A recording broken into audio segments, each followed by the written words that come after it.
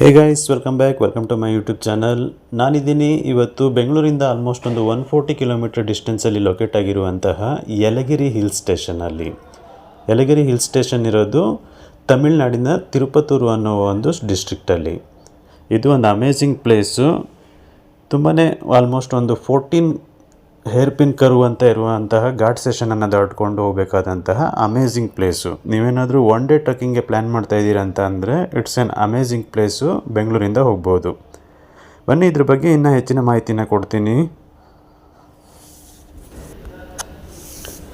High guys, ನೀವೇನಾದರೂ ಬೆಂಗಳೂರಿಂದ ಒಂದು 150 ಕಿಲೋಮೀಟರ್ ಡಿಸ್ಟೆನ್ಸಲ್ಲಿರೋ ಯಾವ್ದಾರ ಪ್ಲೇಸ್ಗೆ ಒನ್ ಡೇ ಟ್ರಿಪ್ ಅಂತ ಪ್ಲ್ಯಾನ್ ಮಾಡೋ ಹಾಗಿದ್ದರೆ Yelagiri hill station an amazing place.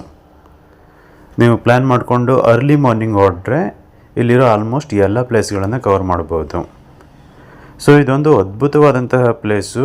Beauty ಏನಪ್ಪ ಅಂತ ಅಂದರೆ ಈ ಯಲಗಿರಿ ಹಿಲ್ ಸ್ಟೇಷನ್ನ ನೀವು ರೀಚ್ ಆಗೋದಕ್ಕೆ ಆಲ್ಮೋಸ್ಟು ಹೇರ್ ಪಿನ್ ಕರ್ವ್ ಅಂತ ಕ್ರಿಟಿಕಲ್ ಆಗಿರುವ ಕರ್ವ್ ಶೇಪಲ್ಲಿರೋ ರೋಡನ್ನು ದಾಟ್ಕೊಂಡು ಹೋಗಬೇಕು. ಆಲ್ಮೋಸ್ಟು 14 ಕರ್ವ್ಸ್ ಬರುತ್ತೆ. ಎಲ್ಲನೂ ಕ್ರಿಟಿಕಲ್ ಆಗಿರುವಂತಹ ಕರ್ವಿಂಗು. ನೀವೊಬ್ಬರು ಎಕ್ಸ್ಪರ್ಟ್ ಡ್ರೈವರ್ ಆದರೆ ಮಾತ್ರ ಡ್ರೈವ್ ಮಾಡ್ಬೋದು. ಯಾಕಂದರೆ ಹಿಲ್ ಸ್ಟೇಷನ್ನು ಮೇಲ್ಮುಖವಾಗಿ ಗಾಡಿ ಹೋಗ್ತಾ ಇರುತ್ತೆ, ಪ್ಲಸ್ ಎಲ್ಲ ಕಡೆಯೂ ಕರ್ವಿಂಗ್ ಇದೆ. ಆಲ್ಮೋಸ್ಟ್ 14 ಕರ್ವ್ಸ್ ಇರೋದರಿಂದ ಎಕ್ಸ್ಪರ್ಟ್ ಡ್ರೈವರ್ ಆದರೆ ಮಾತ್ರ ಗಾಡಿನ ಓಡಿಸೋದಕ್ಕೆ ಸಾಧ್ಯ. ಹಾಗೆ ಓವರ್ಟೇಕ್ ಮಾಡ್ತೀರಾ ಅಂತಂದರೆ ತುಂಬ ಹುಷಾರಾಗಿರಿ, ಯಾಕಂದರೆ ರೋಡ್ ತುಂಬ ಚಿಕ್ಕದು. ದೊಡ್ಡ ಗಾಡಿಗಳು ಹೋಗ್ತಾಯಿದ್ರೆ ನೀವು ಅವ್ರನ್ನ ಫಾಲೋ ಮಾಡ್ಕೊಂಡೇ ಹೋಗಬೇಕಾಗತ್ತೆ. ಅದಕ್ಕೆ ಸ್ವಲ್ಪ ಕೇರ್ಫುಲ್ಲಾಗಿ ಈ ಏರಿಯಾದಲ್ಲಿ ಡ್ರೈವ್ ಮಾಡಬೇಕು. ಇನ್ನು ಬ್ಯೂಟಿ ಏನಂದರೆ ಇದೊಂದು ಥಿಕ್ ಫಾರೆಸ್ಟ್ ಇದೆ. ಥಿಕ್ ಫಾರೆಸ್ಟ್ನ ಮೇಲ್ಭಾಗವನ್ನು ರೀಚ್ ಆಗಬೇಕಂತ ಅಂದರೆ ಈ ಥರ ಕರು ದಾಟ್ಕೊಂಡು ಹೋಗಬೇಕು. ಅಲ್ಲಿ ಗಾಡಿಗಳು ದಾಟಬಾರ್ದಂತ ಈ ಥರ ಸೇಫ್ಟಿ ಕೂಡ ಹಾಕಿದ್ದಾರೆ ಸೈಡಲ್ಲಿ. ತುಂಬಾ ಸುಂದರವಾಗಿದೆ. ನೀವು ಈ ಥರ ಮೇ ಬಿ ಊಟಿಗೆ ಹೋಗುವಾಗ ಮಸಿನಗುಡಿ ರೋಡನ್ನ ನೋಡಿರ್ತೀರ, ಅಲ್ಲಿ ಯಾವ ಥರ ಡಿಫ್ರೆಂಟ್ ಕರ್ವ್ಸ್ ಬರುತ್ತೋ, ಸೊ ಡಿಟ್ಟೋ ಸೇಮ್ ಕರ್ವ್ಸು ಇಲ್ಲೂ ನೋಡ್ಬೋದು. ಇನ್ನು ಈ ಪ್ಲೇಸ್ ಲೊಕೇಟ್ ಆಗಿರೋದು ಬೆಂಗಳೂರಿಂದ 140 ಕಿಲೋಮೀಟರ್ ಡಿಸ್ಟೆನ್ಸಲ್ಲಿ ಯಲ್ಲೂರು ಹಿಲ್ ಸ್ಟೇಷನ್ನು. ತಿರುಪತೂರು ಅನ್ನುವ ಒಂದು ತಮಿಳುನಾಡಿನ ಡಿಸ್ಟ್ರಿಕ್ಟಲ್ಲಿ ಲೊಕೇಟ್ ಆಗಿರುವಂತಹ ಸುಂದರವಾದಂತಹ ಪ್ಲೇಸು. ಏನಾದರೂ ದೊಡ್ಡ ವೆಹಿಕಲಲ್ಲಿ ನೀವು ಬರ್ತೀರಾ ಅಂತಂದರೆ ಸ್ವಲ್ಪ ವೆಯ್ಟ್ ಮಾಡಿಬಿಟ್ಟು ಕ್ರಾಸ್ ಮಾಡಬೇಕಾಗತ್ತೆ. ಯಾಕಂದರೆ ಸಡನ್ನಾಗಿ ಬಸ್ಸು ಅಥವಾ ಟಿ.ಟಿನೋ ಇದ್ದರೆ ಕಟ್ಟಾಗಲ್ಲ. ನಿಧಾನವಾಗಿ ಪಿಕಪ್ ಮಾಡಿಕೊಂಡು ಗಾಡಿ ಓಡಿಸ್ಬೇಕಿಲ್ಲಿ.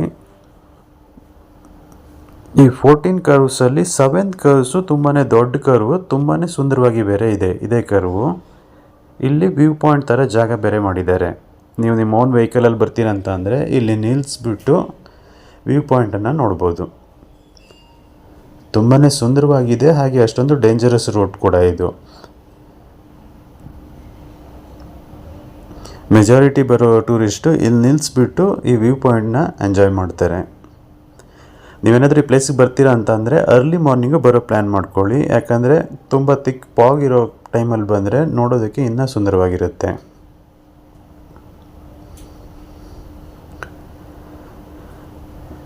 ಅರ್ಲಿ ಮಾರ್ನಿಂಗ್ ಹೊರಟ್ರೆ ಸುಂದರವಾದ ಫಾಗನ್ನು ನೀವು ಕವರ್ ಮಾಡ್ಕೊಂಡು ಹೋಗ್ಬೋದು. ಇನ್ನು ನೀವು ಯಲಗಿರಿ ಸ್ಟೇಷನ್ನ ಮೇಲ್ಭಾಗ ರೀಚ್ ಆದರೆ ಇಲ್ಲಿ ತುಂಬಾ ಸುಂದರವಾದಂತಹ ಪ್ಲೇಸ್ಗಳಿದೆ. ಅದರಲ್ಲಿ ಒಂದು ವೇಲವನ್ ಟೆಂಪಲ್. ವೇಲವನ್ ಅಂದರೆ ನಮ್ಮ ಕನ್ನಡದಲ್ಲಿ ಹೇಳೋದಾದರೆ ಕುಮಾರಸ್ವಾಮಿ ಅಥವಾ ಷಣ್ಮುಖ ಸ್ವಾಮಿ, ಶಿವನ ಮಗನ ದೇವಾಲಯ. ಇದು ತುಂಬಾ ಸುಂದರವಾಗಿದೆ. ಹೀಗೆ ಒಂದು ಚಿಕ್ಕದಾದಂತಹ ಗುಡ್ಡದ ಮೇಲ್ಭಾಗದಲ್ಲಿ ಈ ದೇವಾಲಯವನ್ನು ಕಟ್ಟಿದ್ದಾರೆ. ಅದನ್ನು ನಾನು ರೀಚ್ ಆಗೋದಕ್ಕೆ ಒಂದಷ್ಟು ಸ್ಟೆಪ್ಸ್ನ ಏರ್ಕೊಂಡು ಹೋಗಬೇಕಾಗತ್ತೆ. ಇದು ಯಲಗಿರಿ ಹಿಲ್ ಸ್ಟೇಷನ್ನಲ್ಲಿರುವ ಪ್ರಮುಖ ಆಕರ್ಷಣೆಗಳಲ್ಲಿ ಒಂದು ವೇಲವನ್ ಟೆಂಪಲ್, ಷಣ್ಮುಖ ಸ್ವಾಮಿಯ ದೇವಸ್ಥಾನ. ಈ ಥರ ಒಂದು ಸುಂದರವಾದ ಸ್ಟ್ಯಾಚ್ಯೂ ಕೂಡ ಇದೆ. ನೀವು ಬಂದರೆ ಇಲ್ಲಿ ನಿಂತ್ಕೊಂಡು ಫೋಟೋ ತೆಗೆಸ್ಬೋದು. ಫೋಟೋ ತಗೊಂಡು ಹಾಗೆ ಮುಂದುವರೆದ್ರೆ ದೇವಾಲಯದ ಮೇಲ್ಭಾಗವನ್ನು ರೀಚ್ ಆಗ್ತೀರಾ. ಅಗೇನ್ ಒಂದಷ್ಟು ಸ್ಟೆಪ್ಸ್ನ ಹತ್ಕೊಂಡು ಮೇಲೆ ಹೋಗ್ತಾ ಇದ್ದ ಹಾಗೆ ಈ ಸುಂದರವಾದ ದೇವಾಲಯವನ್ನು ನೀವು ಹತ್ತಿರ ಆಗ್ತೀರಾ.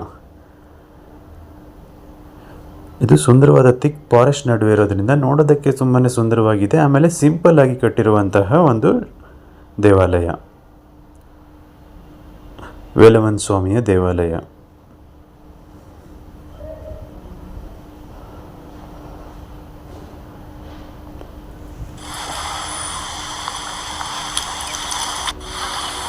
ಹಾಗೆ ಮುಂದುವರ್ಕೊಂಡು ನೀವು ಮುಂದೆ ಬಂದರೆ ಮೊದಲು ಒಂದು ಶಿವನ ದೇವಾಲಯವನ್ನು ನೋಡ್ಬೋದು, ಚಿಕ್ಕದಾದಂತಹದ್ದು ಶಿವನ ದೇವಾಲಯ. ಅದರ ಅಪೋಸಿಟ್ ಆಗಿ ಒಂದು ಪುಟ್ಟದಾದಂತಹ ನಂದಿ ಕೂತ್ಕೊಂಡಿರುವಂತಹ ವಿಗ್ರಹವನ್ನು ಕೂಡ ನೀವು ಇಲ್ಲಿ ನೋಡ್ಬೋದು.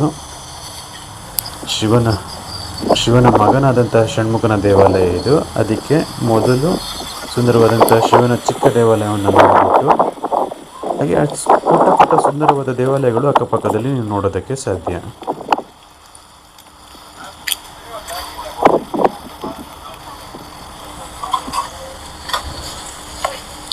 ಇದೊಂದು ಪುಟ್ಟದಾದಂತಹ ನಂದಿ ವಿಗ್ರಹ.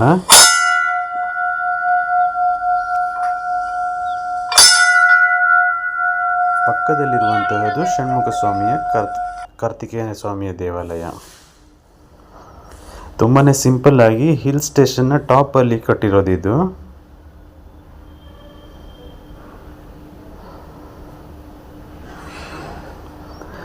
ಮೊದಲು ಎಂಟ್ರ್ ಆಗ್ತಾ ಇದ್ದ ಹಾಗೆ ಬಲಭಾಗದಲ್ಲಿ ನವಗ್ರಹಗಳ ವಿಗ್ರಹ ಇದೆ.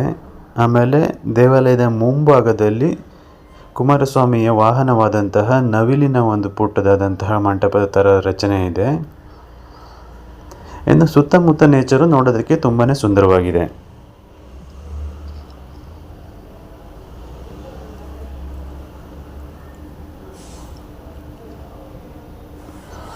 ಅವುಗಳನ್ನೆಲ್ಲ ದಾಟ್ಕೊಂಡು ನೀವು ಒಳಭಾಗ ಪ್ರವೇಶ ಮಾಡಿದ್ರೆ ಇದು ಸುಂದರವಾದಂತಹ ಕುಮಾರಸ್ವಾಮಿಯ ದೇವಾಲಯ. ಕನ್ನಡದಲ್ಲಿ ನಾವು ಕುಮಾರಸ್ವಾಮಿ ಅಥವಾ ಕಾರ್ತಿಕೇಯನ್ ಅಂತ ಕರಿತೀವಿ. ಇನ್ನು ತಮಿಳುನಾಡಿನಲ್ಲಿ ಇದನ್ನ ವೇಲನ್ ಅಂತಲೇ ಕರೀತಾರೆ. ತುಂಬಾ ಸುಂದರವಾಗಿ ಸಿಂಪಲ್ ಆಗಿ ಕಟ್ಟಿರುವಂತಹ ದೇವಾಲಯ ಇದು. ಸೊ ನೀವು ಯಲಗಿರಿ ಹಿಲ್ ಸ್ಟೇಷನ್ ಬರ್ತೀರಾ ಅಂದರೆ ಇದೊಂದು ಮಸ್ಟ್ ವಿಸಿಟ್ ಪ್ಲೇಸು. ಇಲ್ಲಿ ದೇವರ ದರ್ಶನವನ್ನು ಪಡೆದು ನೀವು ಮುಂದುವರಿಬೇಕಾಗತ್ತೆ.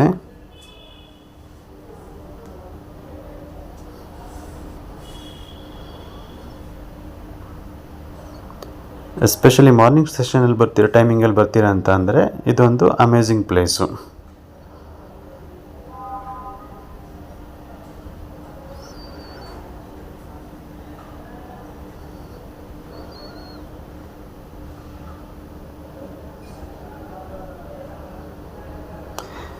ಇನ್ನು ಯಲಗಿರಿ ಹಿಲ್ ಸ್ಟೇಷನ್ನ ಇನ್ನೊಂದು ಸುಂದರವಾದಂತಹ ಪ್ಲೇಸು, ಮಸ್ಟ್ ವಿಸಿಟ್ ಪ್ಲೇಸ್ ಅಂದರೆ ಇದು ಪಂಡೆರ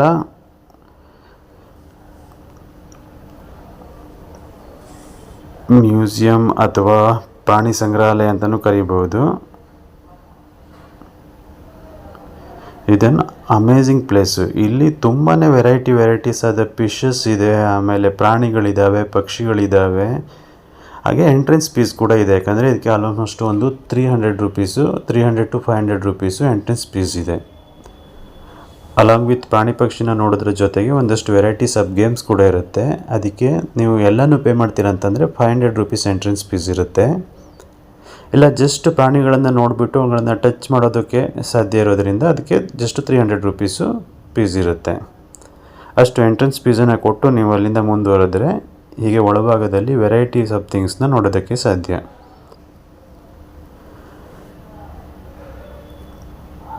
ಇಲ್ಲಿರೋ ಪ್ರಾಣಿ ಪಕ್ಷಿಗಳು ತುಂಬಾ ಅದ್ಭುತವಾದಂಥವು ಮತ್ತು ರೇರೆಸ್ಟ್ ಐಟಮ್ಗಳು. ಮೇ ಬಿ ನೀವು ಬೇರೆ ಪ್ರಾಣಿ ಸಂಗ್ರಹಾಲಯನೋ ಪಕ್ಷಿ ಸಂಗ್ರಹಾಲಯನೋ ನೋಡಿದ್ರೆ ಅಲ್ಲಿ ತುಂಬಾ ವೆರೈಟೀಸ್ ಆಫ್ ಐಟಮ್ಸ್ನ ಅಥವಾ ಜನರಿಕ್ ಐಟಮ್ನ ನೋಡ್ತೀರಾ. ಬಟ್ ಇಲ್ಲೇನಂದರೆ ರೇರೆಸ್ಟ್ ಆಗಿರೋ ಪ್ರಾಣಿ ಪಕ್ಷಿಗಳನ್ನು ನೋಡೋದಕ್ಕೆ ಸಾಧ್ಯ.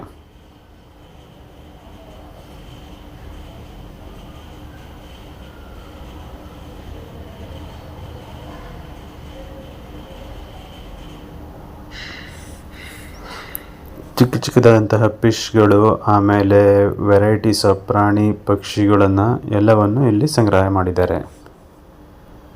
ಆಮೇಲೆ ಸೇಫ್ ಝೋನು. ಇನ್ನೊಂದು ಇಂಟ್ರೆಸ್ಟಿಂಗ್ ಥಿಂಗ್ಸ್ ಏನಂದರೆ ನೀವು ಇದನ್ನು ಟಚ್ ಮಾಡ್ಬೋದು, ಅವುಗಳ ಜೊತೆ ಆಟ ಆಡ್ಬೋದು.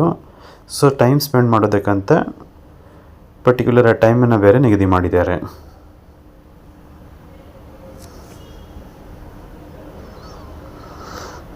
ನೀವೇನಾದರೂ ಯಲಗಿರಿ ಹಿಲ್ ಸ್ಟೇಷನ್ಗೆ ಬರ್ತಾ ಇದ್ದೀರಾ ಅಂತ ಅಂದರೆ ಇದೊಂದು ಮಸ್ಟ್ ವಿಸಿಟ್ ಪ್ಲೇಸು.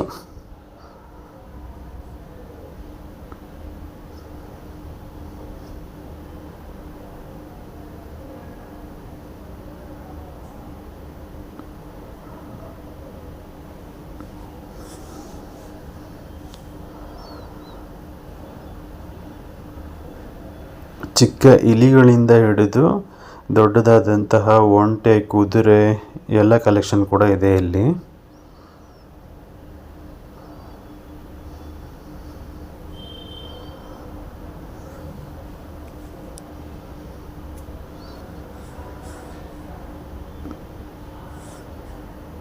ಇನ್ನು ಡೇಂಜರಸ್ ಸ್ನೇಕ್ ಕೂಡ ಇಲ್ಲಿ ನೋಡ್ತಾ ಇರ್ಬೋದು ನೀವು.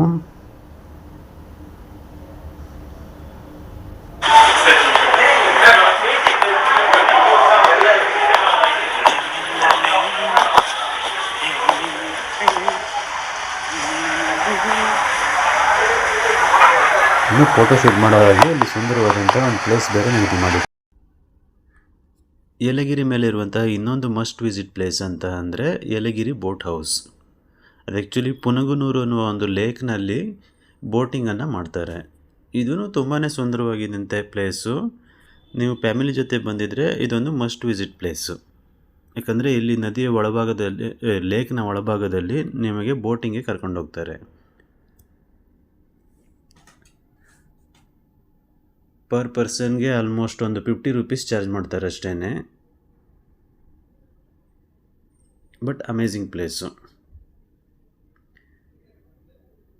ನೀವು ಇಲ್ಲಿ ಬೋಟಿಂಗ್ನ ಮುಗಿಸ್ಕೊಂಡು ಆಮೇಲೆ ಇನ್ನು ಉಳಿದಿರೋ ಪ್ಲೇಸ್ಗಳನ್ನು ವಿಸಿಟ್ ಮಾಡ್ಬೋದು.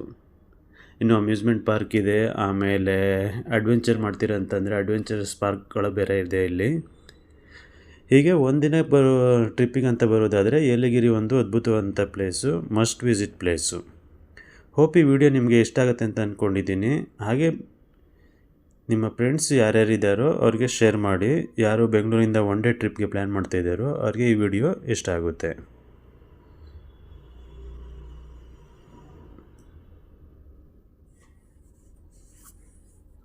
Thank you for watching my video. Kindly watch, subscribe and also turn bell icon to get all the future notification.